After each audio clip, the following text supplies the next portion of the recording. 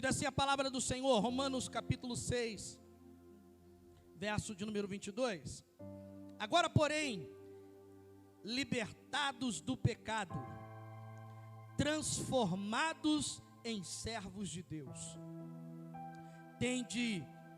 tendes o vosso fruto para a santificação e por fim a vida eterna.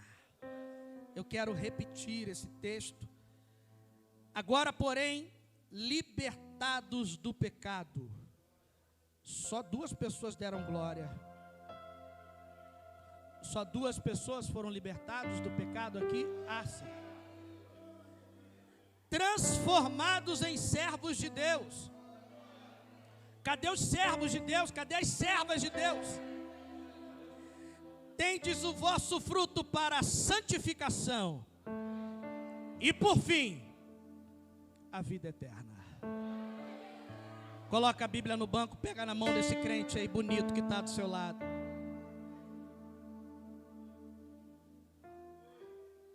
Dá um sorriso Colgate, Colinos, Close-Up, sei lá que tipo de creme dental você utiliza. Fala para ele, fala para ela, você foi santificado para o serviço. Se ele entendeu ou ela, vai dar glória a Deus misturado com aleluia. Vamos orar juntos. Pai, nós nos encontramos na tua presença e nela queremos permanecer todos os dias da nossa vida, porque não faz sentido algum estar neste lugar se não for por causa da tua presença. Nós cremos que o Senhor já está entre nós, se movimentando no poder e na graça do teu Santo Espírito, e nós nos alegramos por isso. Mas agora queremos ouvi-lo por intermédio da tua palavra, que é lâmpada para os nossos pés e luz para os nossos caminhos. Me coloco como instrumento em tuas mãos, e é com temor e tremor que quero cumprir essa tarefa de ministrar a tua palavra, palavra esta que será o norte para o ano de 2023 da nossa igreja. Que o Espírito Santo continue a se revelar agora por intermédio das Escrituras, que Ele possa abrir a nossa mente e o nosso coração, e que esta boa semente em tempo oportuno ela possa dar seu fruto a 30, a 60 e a 100 por uma. Eu oro na certeza de que o Senhor está entre nós, em nome de Jesus, amém, e graças a Deus. Você pode se assentar, mas pode continuar glorificando e exaltando ao nome de Jesus. Aleluia, Ele está neste lugar, amém? Alguém acredita nessa verdade? Aleluia, glória a Deus. Que bom que a igreja compareceu, mesmo depois de eu ter dito que no dia de hoje a mensagem seria de correção. Se você não fugiu, fica até o final. Posso te garantir que você vai sair vivinho da Silva. Mas a convicção que eu tenho, maior do que esta, é de que essa palavra vai alterar a sua rota. Ela vai mudar seu destino. Ela vai iluminar seus passos para o ano de 2023. A palavra que quero compartilhar com vocês, já tive a oportunidade de ministrá-la outras ocasiões. Aliás, inclusive, num culto da virada do ano de 2018 para o ano de 2019. E essa palavra falou tanto comigo, e eu entendi no Espírito Santo que eu precisava compartilhá-la em grande escala. Outras pessoas precisariam tomar conhecimento daquilo que no secreto Deus havia me revelado. Por isso, eu pedi um pouco mais de tempo para poder ministrar no dia de hoje, até porque eu quero finalizar meia-noite para celebrarmos ao Senhor, amém? Por isso eu preciso desse tempo. Nós estamos falando de santificação. Finalizou no dia de hoje um ciclo, 31 dias de jejum e de oração.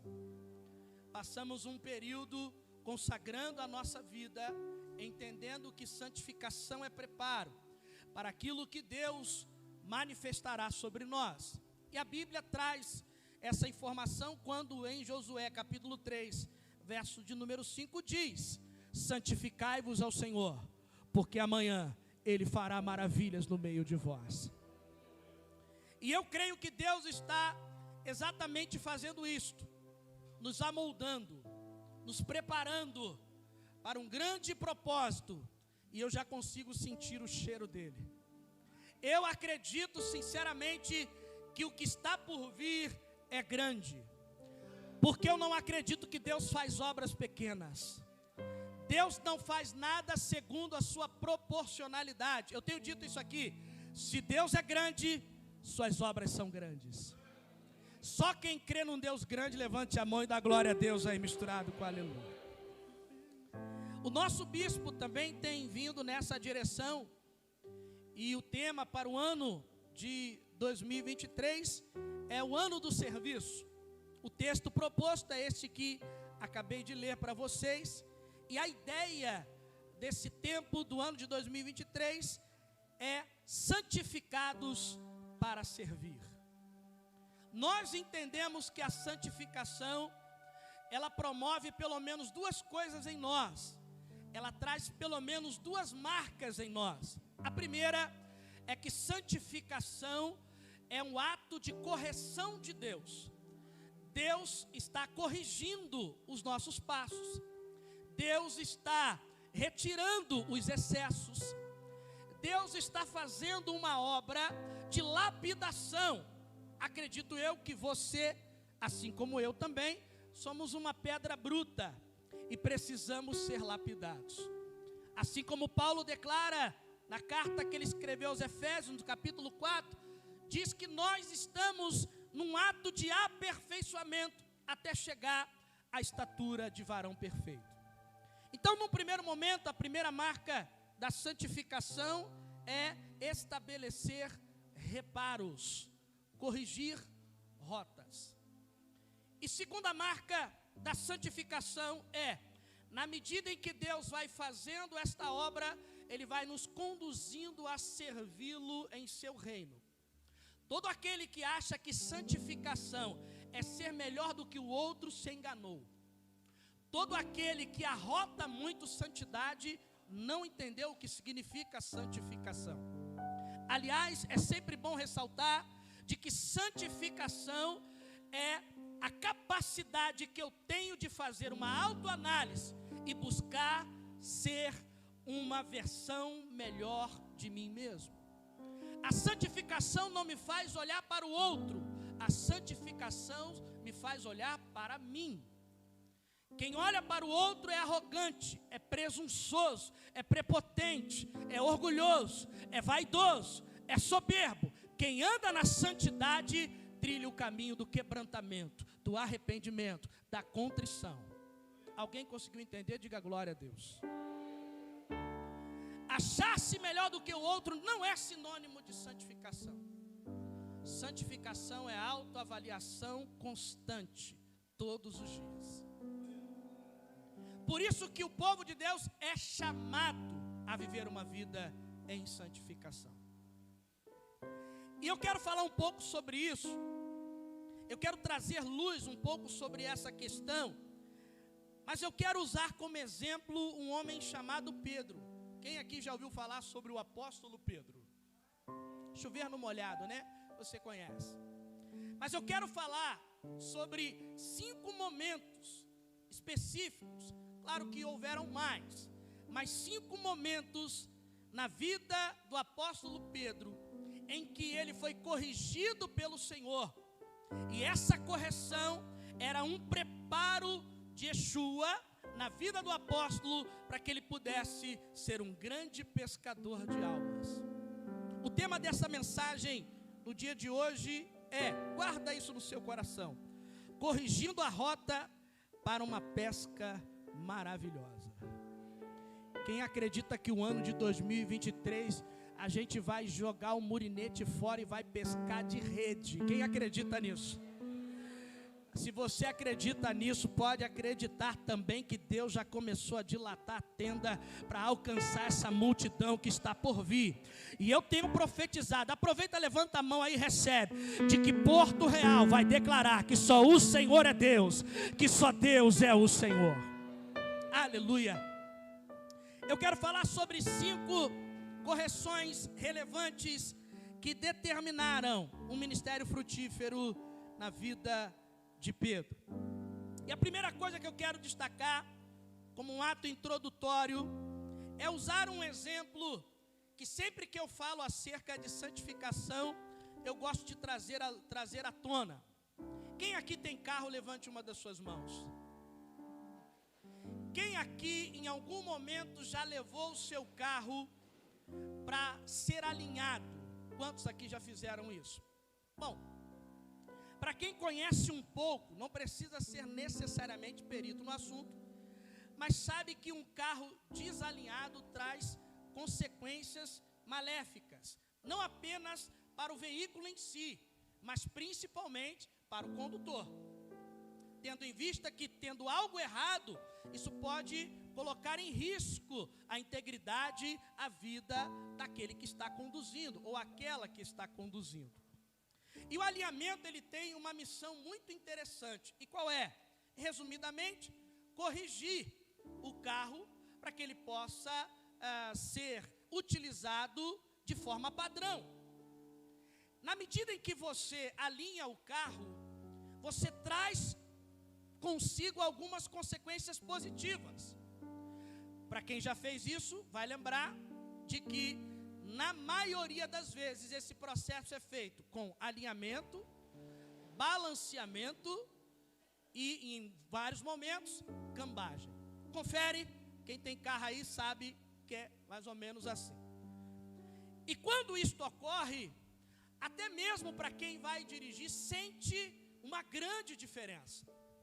E as consequências positivas disso é que, primeiro, você força menos o motor. Segundo, você consegue ter maior utilidade aos pneus, ou seja, vai utilizá-lo mais.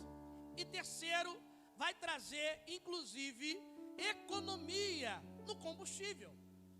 Então, estou resumindo para você entender que alinhamento traz consequências positivas.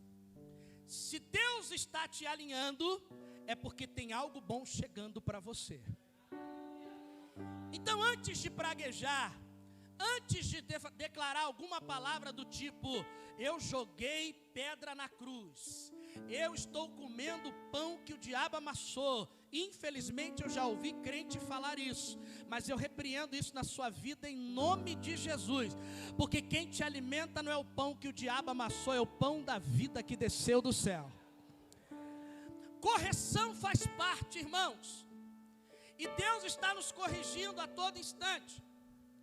Assim como Ele corrigiu Pedro, Ele corrige a cada um de nós. Eu digo e repito quantas vezes forem necessárias. Se você veio aqui na intenção de receber melzinho na chupeta, pode correr para a concorrência. Aqui o caldo é grosso, aqui é a mensagem da cruz, aqui é correção, aqui é santificação. Aqui vamos pregar contra o pecado, por quê? Porque quem anda na luz vai alcançar a terra que Deus prometeu. Então, me desculpe dizer isto, mas a palavra que você tem para o final do ano de 2022, início do ano 2023 é essa. Não tem um cardápio selecionado, é uma coisa só. Então, come aquilo que Jesus está te dando nessa noite, em nome de Jesus, amém? E eu vou te dizer logo, hein? Não olha para mim de cara feia não, porque eu vou saber que Jesus está falando com você. Então dá um sorriso amarelo, sem graça, vira a cara, mas recebe a carapuça se ela te servir, porque se ela desceu para você, cai no teu número e vai dando glória a Deus misturado com aleluia aí. Amém? 5 correções que eu quero compartilhar com vocês nessa noite, feita na vida de um homem chamado Pedro. E a primeira correção que eu quero destacar nessa noite é esta: Não se apoie em habilidades humanas para cumprir propósitos divinos. Eu vou repetir, porque eu só ouvi um aleluia. Não se apoie em habilidades humanas para cumprir propósitos divinos. Lucas capítulo 5, do verso 1 ao verso de número 11, eu não vou ler para tomar tempo, mas você conhece bem esse episódio. Esse episódio trata de um momento em que estes homens, até então pescadores, passaram a madrugada inteira e não conseguiram alcançar seu objetivo na pesca. E pela manhã, frustrados por causa de não ter conseguido alcançar seus objetivos, Jesus chega diante deles e pede para que eles lancem a rede para um outro lado. A Bíblia diz que Pedro se levanta e diz o seguinte: nós passamos a noite inteira lançando a rede, mas sobre a tua palavra lançaremos ela. Essa palavra é interessante porque muitas pessoas acham que Pedro obedeceu num primeiro momento. Para quem já leu todo o texto sabe que após ele pegar aqueles peixes, ele ficou tão envergonhado que ele disse: se afasta de mim porque sou pecador. Ele não disse isso porque trouxe à luz a ideia do pecado original, não. Ele disse isso porque ele estava apoiado em suas habilidades enquanto pescador. A Bíblia diz que Pedro era um homem de negócios da pesca. Ele era sócio do pai de João e de Tiago. Ele conhecia sobre o assunto, ele sabia sobre o tema. Durante boa parte da sua vida, ele sabia aonde vinham os cardumes, em que momento eles apareciam. Ele conhecia muito bem, ele tinha anos de experiência. E naquele momento, era como se ele estivesse dizendo o seguinte: Jesus, com todo respeito, mas o teu negócio é madeira, eu mexo é com peixe, eu conheço isso aqui há muito tempo, eu sei quando dá, quando não dá. Quando ele se envergonha, ele reconhece que ele se apoiou no seu conhecimento. E aqui uma primeira correção que Jesus deu a ele, exatamente esta que citei a vocês: não podemos nos apoiar nas nossas compreensões humanas dentro daquilo que Deus quer fazer no sobrenatural. Eu não estou dizendo que Deus ignora o teu conhecimento adquirido, não é isso. Eu não estou dizendo que Deus anula de forma plena aquilo que você conseguiu adquirir ao longo de todo o tempo, não é isso que eu estou dizendo. Eu só estou dizendo que, quando se trata das coisas de Deus, não use a sua experiência, não use o seu conhecimento, porque o que caminha com Deus anda debaixo de revelação. Quem entendeu, diga glória a Deus aí. Então essa primeira correção ela é importante. E digo que ela é importante, muito especialmente para os dias de hoje, porque tem gente que acha que tempo de igreja vai levar ao céu, vai dar carteirada em Jesus. Irmão, ministério não dá carteirada em Jesus. Tempo de igreja não dá carteirada em Jesus. Tudo aquilo que você conseguiu adquirir, e eu posso falar isso, amados, porque eu sou teólogo e a minha teologia não vai me levar ao céu. Eu posso te dizer que tudo que eu adquiri é bom, é válido, tem o seu lugar, é legítimo, mas quando se trata das coisas de Deus, estas outras eu coloco na gaveta e recebo aquilo que vem de Deus, porque o que vem dele terá sucesso. Até mesmo aquilo que ele vai dizer sobre coisas que você durante toda a tua vida fez, mas naquele momento ele quer que você faça diferente. Eu já conheci pessoas que disseram assim: olha, eu tenho um texto bíblico que é chave. É eu falar e a pessoa se quebranta na presença do Senhor. E uma vez eu disse a esta pessoa: o texto bíblico é importante porque ele é inspirado, Mas depende de cada situação. Deus nos dará uma palavra em cada situação, porque quem anda com Ele, anda no sobrenatural. Eu posso saber muito, mas se eu não tiver joelho no chão, nada disso vai transformar a vida das pessoas. Amados, eu posso pregar muito, você pode sair daqui de queixo caído dizendo, uau, que palavra abençoada, mas se não tiver unção, não mexe com a tua vida, não transforma você.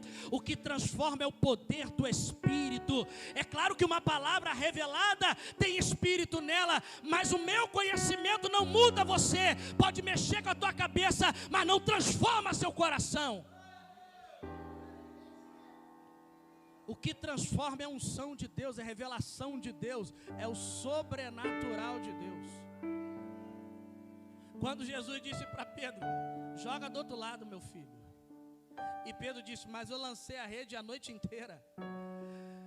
Jesus fala, é como se ele estivesse dizendo, faça o que eu estou te mandando. Eu aprendi com a minha mãe uma coisa, de vez em quando eu falo aqui para vocês.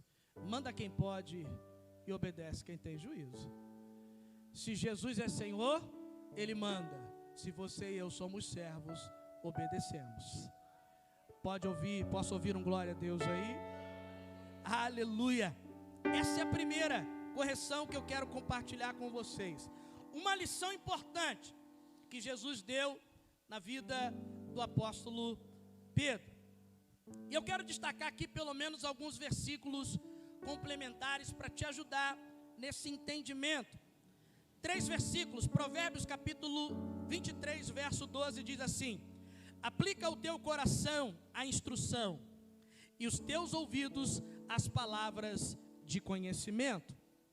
1 Coríntios capítulo 2, verso de número 16: porque quem conheceu a mente do Senhor para que possa instruí-lo? Mas nós temos a mente de Cristo. Aleluia. E Filipenses capítulo 1, verso de número 9 a 10 diz: e peço isto, que o vosso amor cresça mais e mais em ciência e em todo conhecimento, para que aproveis as coisas excelentes, para que sejais sinceros e sem escândalo algum até o dia de Cristo. É importante salientar de que ciência e todo conhecimento é ciência e conhecimento na perspectiva do sagrado, do divino. É buscar conhecimento de Deus. Amém? Você pode dar um glória a Deus aí? Quem está entendendo, diga glória. Segunda correção que eu quero trazer para você no dia de hoje: não se distraia com o aparente, mas confie no invisível. Eu vou repetir: não se distraia com o aparente, mas confie no invisível. O texto proposto para essa segunda correção está no Evangelho de Mateus, capítulo 14, do verso 22 ao 33. Você conhece bem esse episódio também.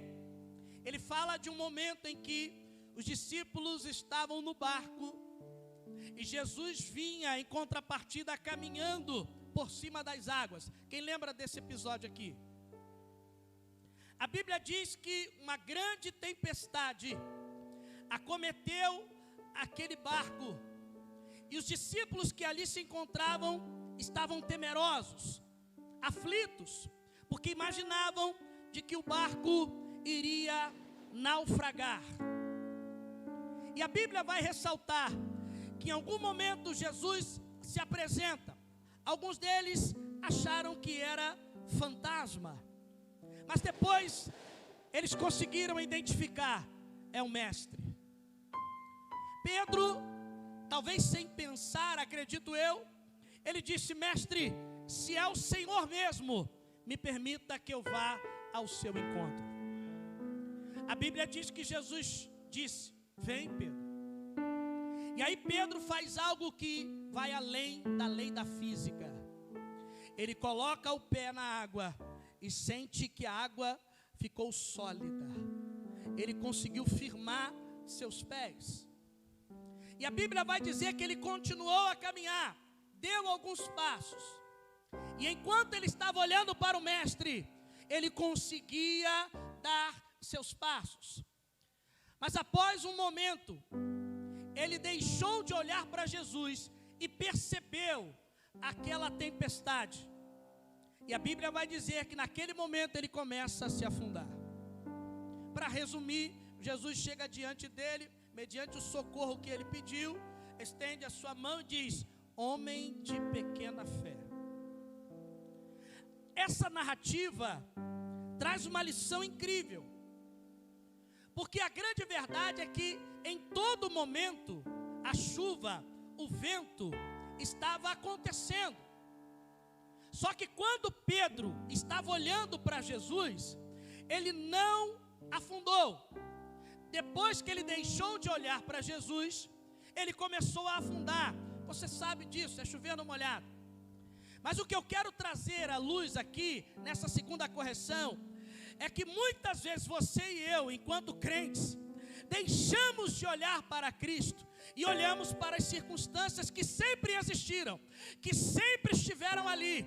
O vento sempre soprou, a chuva sempre caiu, o barco sempre balançou. Só que enquanto a gente está olhando para Jesus, estas coisas continuam acontecendo, mas a gente sente segurança, a gente sente convicção, a gente sente certeza, porque quando a gente está olhando para Jesus, não iremos naufragar, mas tirar o olho dele e olhar para qualquer outra coisa é sinônimo de naufrágio. Eu sei que você sabe disso, mas por que muitas vezes crentes afundam? Porque deixam de olhar para Jesus. Olha para o irmão que disse uma coisa, olha para a irmã que fez outra coisa, olha para isso, olha para aquilo e esquece de olhar para Jesus. Todas as vezes que isso acontece, as pessoas tentam encontrar subterfúgios. Uma delas é trocar de igreja. Às vezes o problema está em você e você está levando o problema para a igreja A, para a igreja B, para a igreja C, porque você não entendeu que você deixou de olhar para Jesus. Aí troca de igreja como troca de roupa. Aí chega a conclusão, nenhuma igreja presta. Com todo respeito, carinho, está gravando, mas eu preciso dizer, quem não presta é tu, cidadão. É tu que não está olhando para dentro de si e não está reconhecendo seus erros. Porque se tu é tão perfeito assim, está fazendo o que aqui? Já deveria ter sido arrebatado. Irmão, nem no início da igreja primitiva tinha igreja perfeita. O capítulo 6 de Atos dos Apóstolos fala sobre uma briga que tinha entre as viúvas helênicas e as viúvas hebreias. O povo estava alimentando as hebreias, esquecendo as viúvas gregas. E aí chega Pedro quebrando tudo. Olha, não posso parar não. Levanta 7 homens aí de boa reputação, cheio do Espírito Santo, sabedoria, porque eu vou continuar pregando a palavra e estando na oração. O problema não é ter problema. O problema é empurrar com a barriga o problema. Tem gente que só procrastina. Problema na igreja tem, mas em Jesus a gente resolve. E não tem esse negócio de tempo não, resolve logo. Para com esse negócio de mimimi, de chupetinha, resolve logo esse negócio. A tua salvação está em risco, meu chapa. A tua espiritualidade está em risco.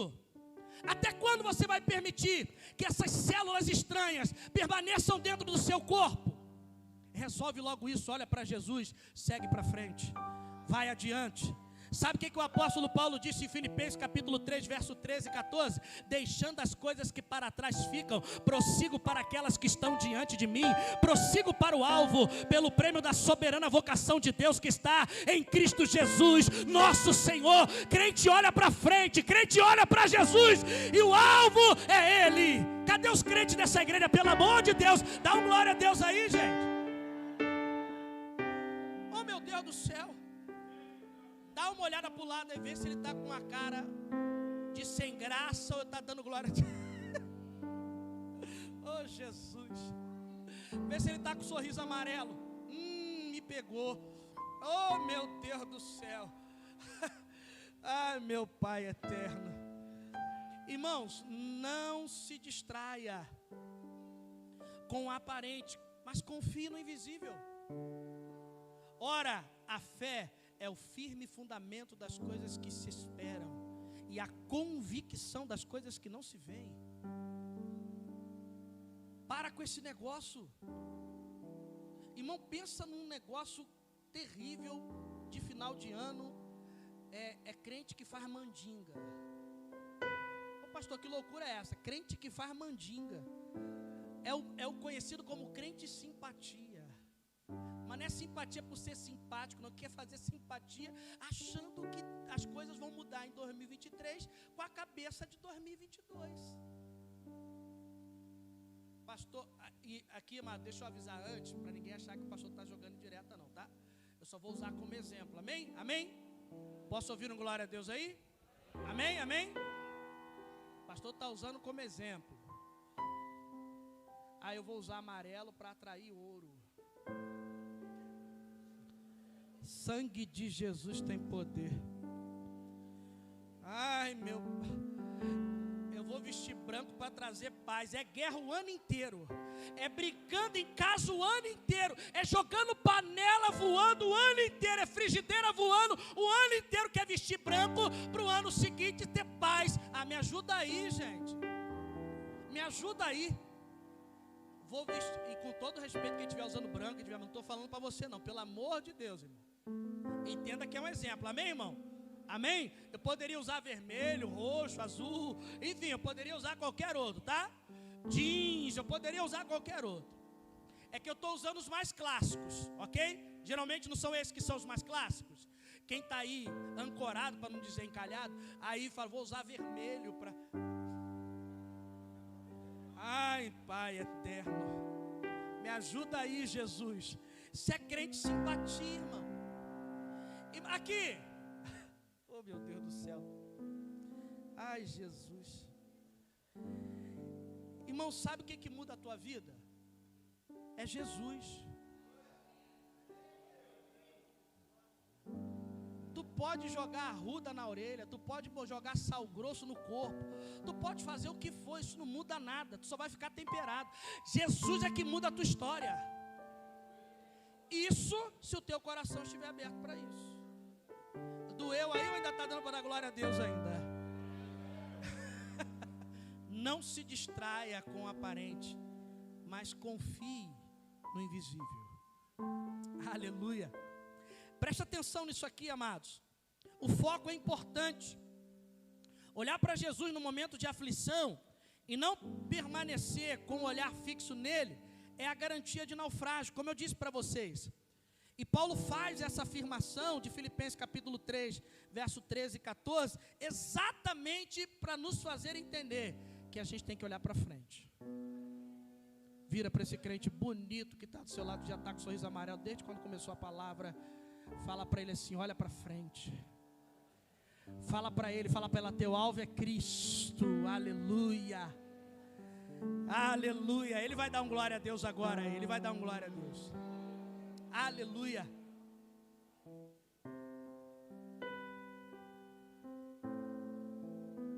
A manifestação da glória invisível supera as tribulações do tempo presente. Uma visão espiritual se estabelece no estímulo diário com o Espírito Santo, a partir de um estilo de vida em oração. Isso promove anelo pelo mistério e um distanciamento pelo aparente. Deixa eu te falar uma coisa que eu sei que agora você vai dar glória a Deus. A Bíblia diz em Romanos capítulo 8, verso de número 18. Esse texto ele é incrível. O apóstolo Paulo fala assim: porque para mim tenho por certo que as aflições do tempo presente não se comparam com a glória que em nós há de ser manifestada. Você sabe o que o apóstolo Paulo está dizendo? O que está diante de você é nada, diante da glória que virá sobre a sua vida. Chegará o tempo em que você vai cantar o hino da vitória. Chegará o tempo em que você vai celebrar o Senhor.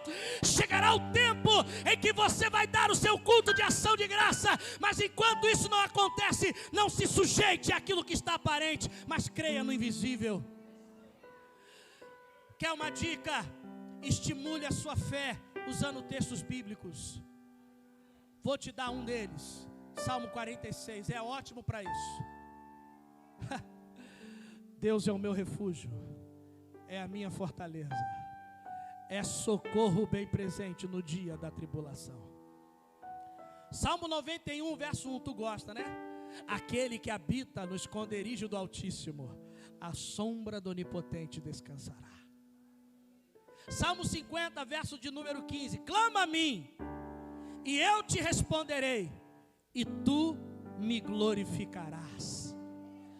Esse é clássico, Salmo 23, o Senhor é meu pastor, nada me faltará.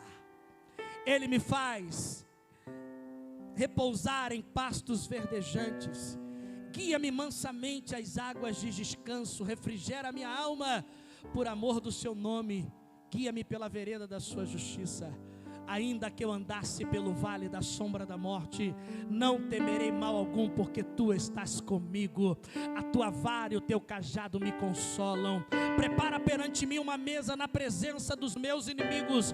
Unge a minha cabeça com óleo e o meu cálice transborda. Versículo 6 e encerra: certamente que a bondade e a misericórdia do Senhor me seguirão todos os dias da minha vida, e habitarei na casa do Senhor para todos sempre. Aleluia. Palavra de Deus para a tua vida, meu irmão. Palavra de Deus para a tua vida, minha irmã. Aleluia. Creia nisso, em nome de Jesus. Essa segunda correção importante. Terceira correção. Aleluia. Não se glorie quando Deus te tornar um instrumento de sua revelação. Eu vou repetir porque você não entendeu, só ouviu um glória a Deus aí. Não se glorie quando Deus te tornar um instrumento de sua revelação. Tem muita gente se achando a última bolacha do pacote, só o sangue do cordeiro. O texto que eu quero trazer para essa terceira correção de Jesus na vida de Pedro está no livro de Mateus, capítulo 16, do verso 13 ao verso 20. Que episódio é esse?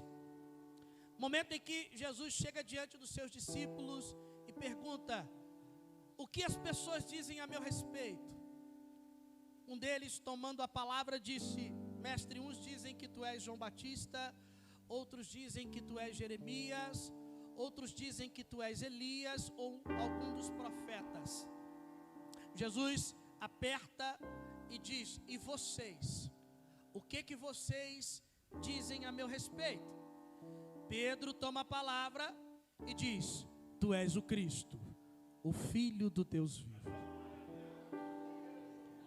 Depois dessa revelação, Jesus: Simão Pedro, filho de Jonas, não foi carne nem sangue que te revelaram, mas sim meu Pai que estás no céu. Porém eu te digo, tu és Pedro, e sobre esta pedra edificarei a minha igreja, e as portas do inferno não prevalecerão contra elas. Eis que ponho diante de ti a chave dos céus, e tudo aquilo que ligares na terra será ligado no céu, e tudo aquilo que for desligado na terra será desligado no céu. O texto fala sobre esse episódio. Só que preste atenção numa coisa aqui. Jesus deixou um trecho nessa narrativa que é importante ser considerado. Ele diz: não foi carne e nem sangue que te revelou isto. Pedro talvez poderia se sentir, afinal de contas, ele trouxe a maior revelação da Bíblia. O cara que Deus usou para trazer a maior revelação da Bíblia, este se chama Pedro. Porque a revelação declarava a natureza do Filho de Deus, o Cristo esperado, o Machia, do qual as Escrituras declaravam a seu respeito. Este que mudou a história, que rompeu com a história. O apóstolo Pedro trouxe a maior revelação de todos os tempos. Só que Jesus quebrou ele no meio, quando disse: baixa a tua bola, Pedro, porque quem te revelou foi o Pai. Não tem nada a ver contigo, tem tudo a ver com Ele. Eu vou repetir para ficar claro. Não se glorie quando Deus te tornar um instrumento de sua revelação. Tem muita gente se achando porque Deus por bondade usa. Irmãos, isso é graça, isso é bondade de Deus, porque a hora que Ele quiser tirar essa unção, Ele tira, porque a unção é dEle. A hora que Ele quiser acabar com a nossa gracinha, Ele acaba. Ele mesmo declarou que não divide a glória dEle com ninguém. Se Ele te usou, baixa a tua cabeça, baixa a tua bola e glorifique a Ele. Ele te usou por bondade. Ei, deixa eu te dizer uma coisa, não se entristece não, mas até a mula Ele usou. Não vai usar essa mula que está no altar? Ele pode usar qualquer um. Ele pode pegar a boca de qualquer um.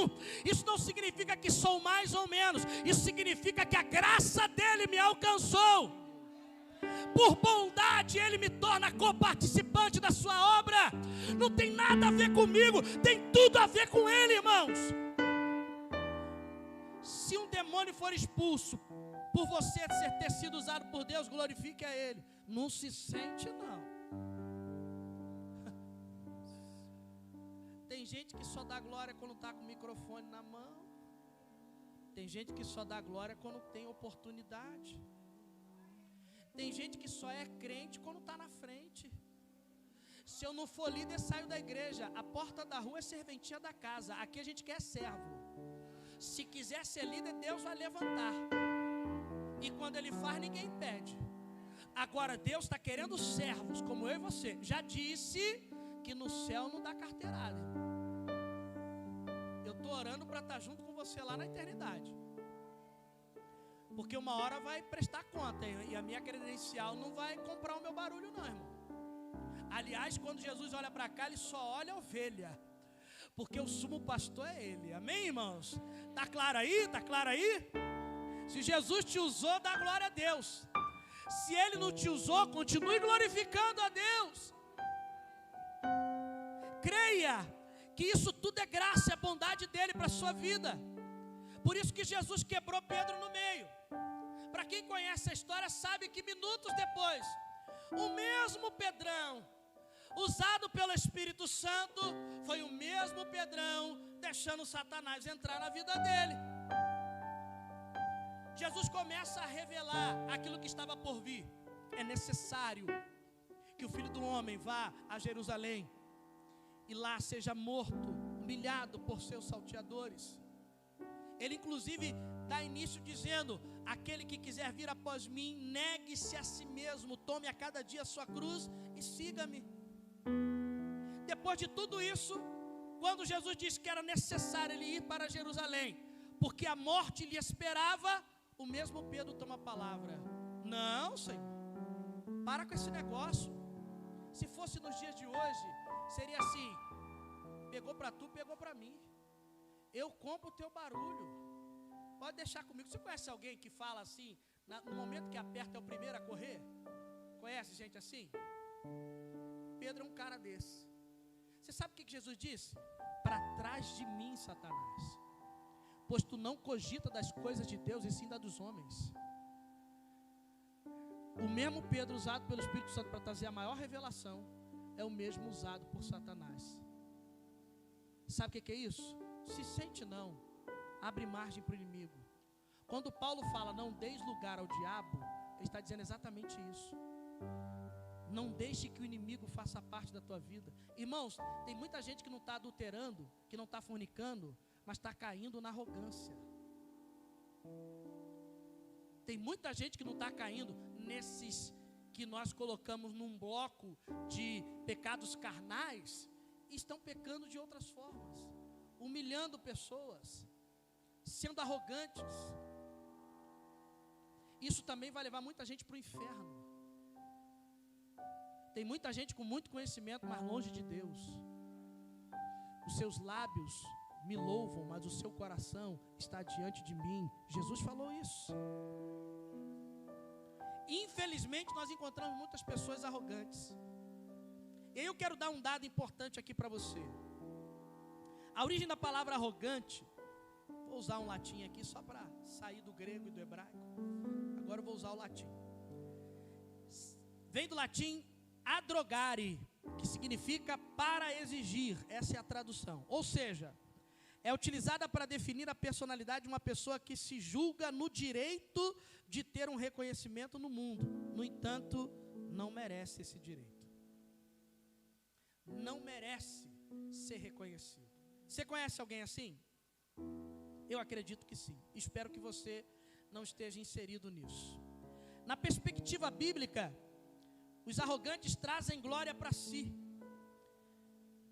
Há um texto em Judas, capítulo 1, porque só tem um capítulo, né? Verso 16, diz assim: estes são murmuradores, queixosos da sua sorte, andando segundo as suas concupiscências, e cuja boca diz muito arrogantes, admirando as pessoas por causa do interesse. Isso está em Judas 1, versículo 16. 2 tipos de comportamento revelam uma pessoa arrogante. Primeiro, a pessoa que manifesta o conhecimento e despreza pessoas. Deixa eu te perguntar uma coisa. Conhecimento é sinônimo de arrogância? Não. Tem pessoas que não têm conhecimento e mesmo assim são arrogantes.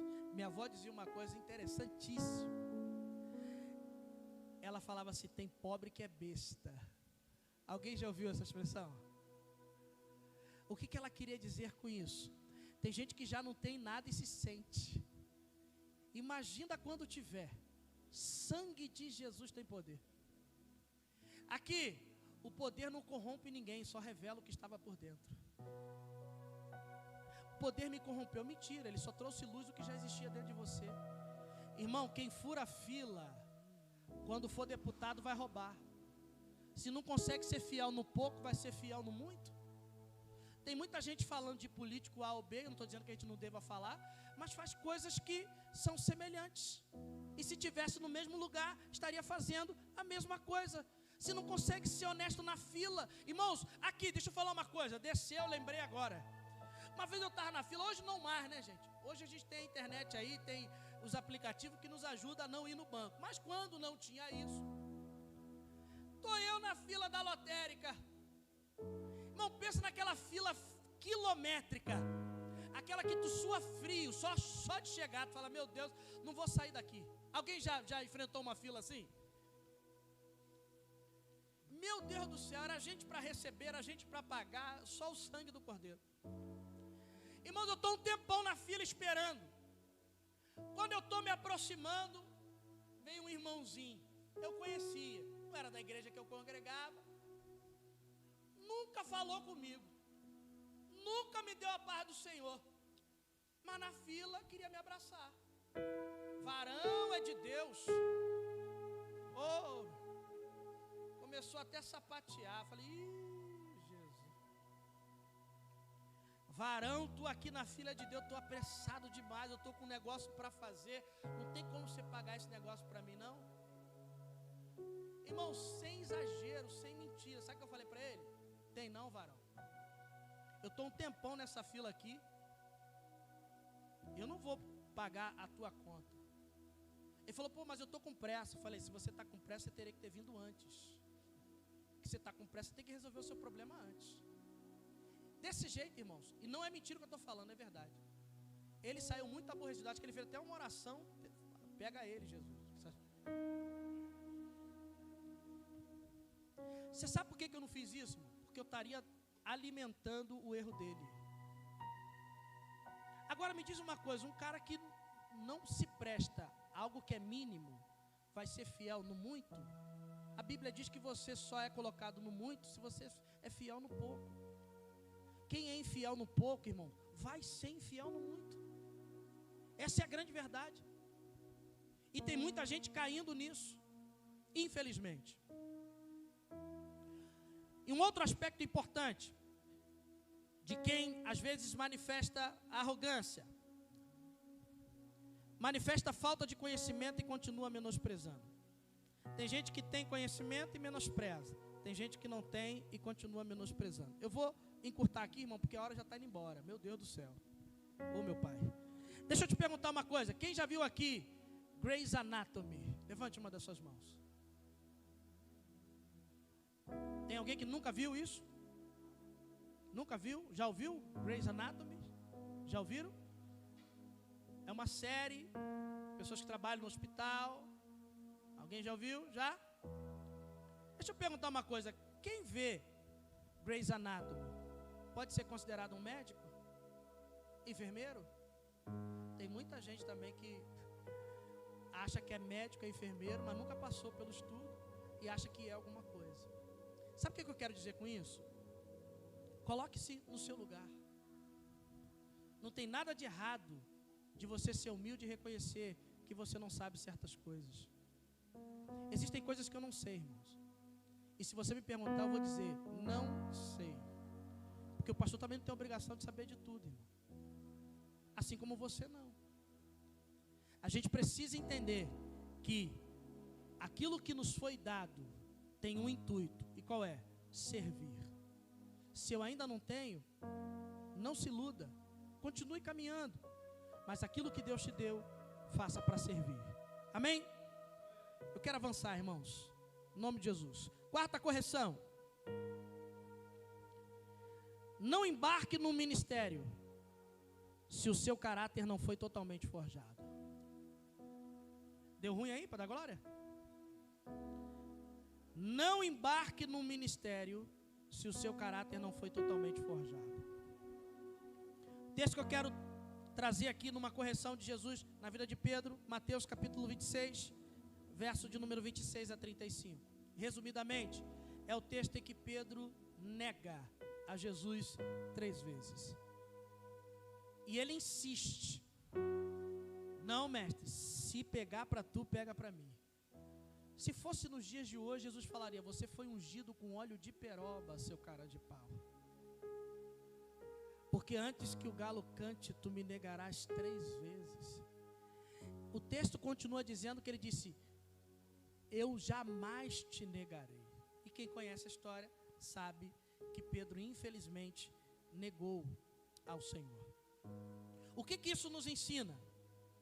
Amados, tudo na vida tem um processo de maturação. Tudo na vida precisamos de preparo, de habilidade. Isso leva tempo. Tem gente que acabou de chegar, e minha avó sempre dizia isso, né? Já chegou agora, já quer sentar na janela. Irmãos, tem coisas que biblicamente um neófito não pode receber, porque não tem estrutura suficiente para lidar.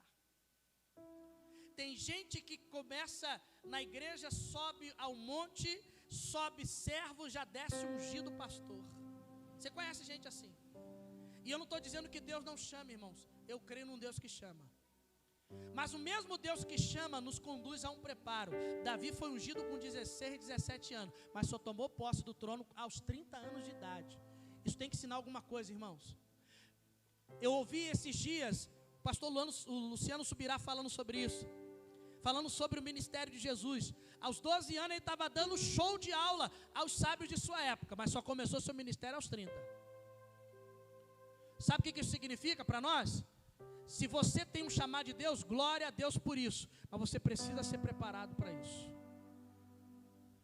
E ser preparado para isso, você está disposto a estar na igreja, participar dos trabalhos, vir à escola dominical. Deixa eu falar logo, porque ninguém nunca falou isso aqui ainda, então eu vou falar para ninguém achar que eu estou jogando indireto. Se você só vem aos cultos aos domingos e falar que tem chamada pastoral, desculpe, eu vou ser o primeiro a dizer, não tem. Porque para ter ministério tem que ter atividade na igreja. Irmão, está minha sogra, está meu sogro, está minha esposa aqui. Eu sou pastor hoje porque eu trabalhei na igreja. Ah, pastor, mas eu trabalho muito. Irmãos, eu trabalhava, saía de casa às 6 horas da manhã, saía do trabalho 6 horas da tarde, chegava na igreja às 7h30 na hora que começava o culto, e não faltava não. Todo domingo estava lá na escola dominical. Tudo bem que eu tinha sogra lá que estava no meu pé, mas tudo bem. Gorete e eu ganhamos prêmio de aluno que não faltou no período de 1 ano na escola dominical. E outra coisa, eu pegava, era o cara de lata, irmão. Vocês sabem o que é isso? Pegar o japeri lotado? Ah, meu amigo, você não sabe o que é sentir o cheiro do outro. Você não sabe o que é saber o que é um gambá na tua frente. Aleluia. Você não sabe o que é sentir a tua canela coçando na hora que tu levantar assim, ó. Para coçar, tu não consegue baixar mais porque não tem lugar. É ou não é, meu sogro? A gente sabe o que é Japeri, meu amigo. É uma aventura. Eu sei o que é ser um MacGyver, vivendo perigosamente. É só pegar o Japeri lotado. E estava na igreja, irmão. Não faltava culto. Foi por isso que a igreja falou assim: ele tem chamada pastoral. Só teve duas coisas que eu não vi na igreja, irmão. Não fui da sociedade de mulheres. E nem fui da administração. Eu nunca gostei de mexer com esse negócio de dinheiro. Agora, até ensaiante dos homens eu fui. Professor de escola dominical, coordenador do Ministério de Ensino, Ministério de Louvor, Ministério de Apoio Pastoral a partir de 2 pastores. Fui eu e minha esposa conselheiros do Juvenis. Um monte de coisa na igreja, irmão. Até o momento que a igreja falou assim: ele tem chamado. Além de pregar, além de uma série de coisas. Abri 2 congregações quando eu fui coordenador da expansão missionária. Trabalhando na igreja, irmão. Mas por quê? Preparando. Como é que eu ia dirigir uma igreja se eu não sabia nem as coisas mínimas da vida da igreja? Suando ali, irmão. Então, se você tem chamada de Deus, se prepare. Amém? Seja atuante na igreja. Porque eu posso te garantir que Jesus vai estar te vendo. Ele vai estar te vendo. Amém? Finalizando.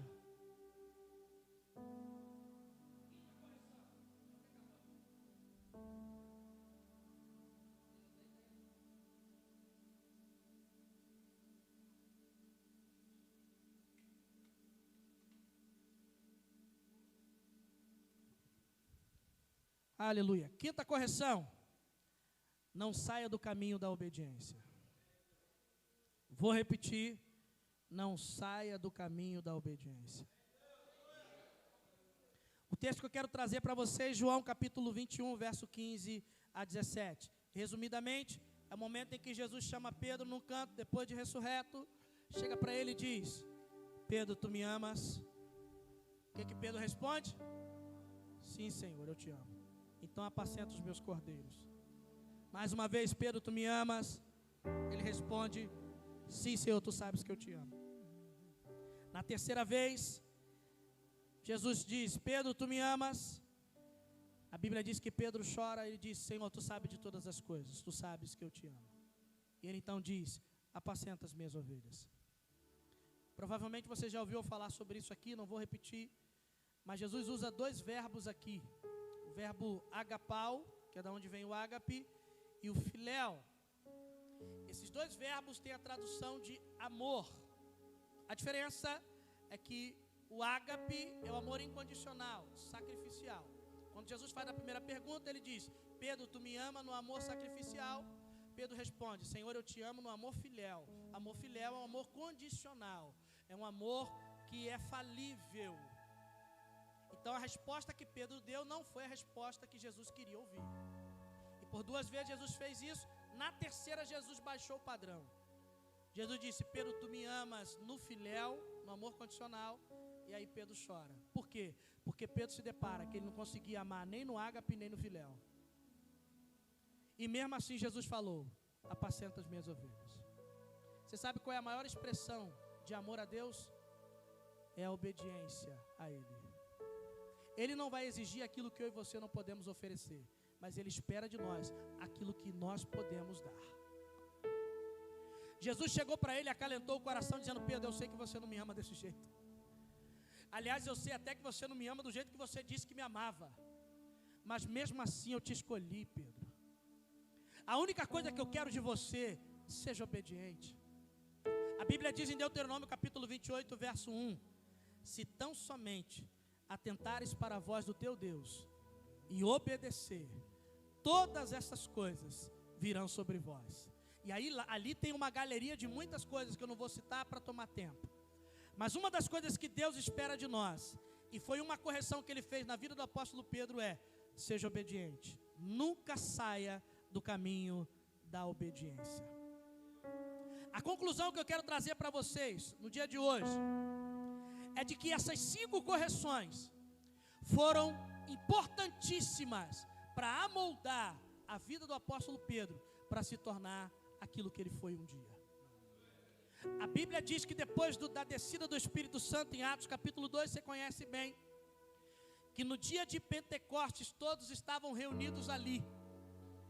E a Bíblia diz que de repente veio do céu um som de um vento veemente e impetuoso e encheu toda a casa.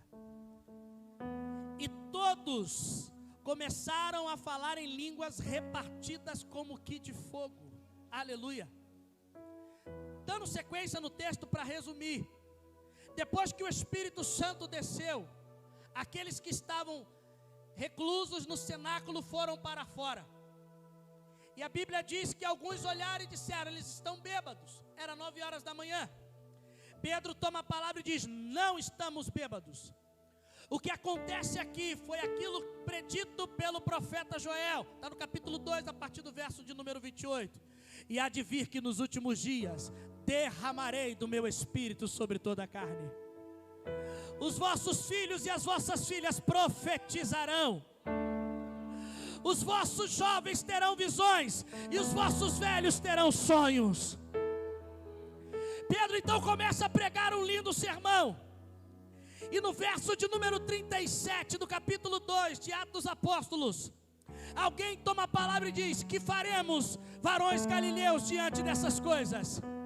Já com seu coração compungido, Pedro toma a palavra de novo e diz: arrependei-vos, sejam cada um de vós batizados em nome de Jesus Cristo e recebereis o dom do Espírito Santo. E naquele dia foi contabilizado quase 3.000 vidas que se renderam aos pés de Jesus. Todo o trabalho que Jesus fez na vida de Pedro não foi em vão. Toda a correção que ele fez na vida de Pedro não foi em vão. Porque no capítulo de número 2 de Atos dos Apóstolos mostra o sucesso da correção feita na vida deste grande homem. Sabe o que isso significa para nós? Ele está nos corrigindo para uma colheita extraordinária. Fique em pé que eu quero orar por você.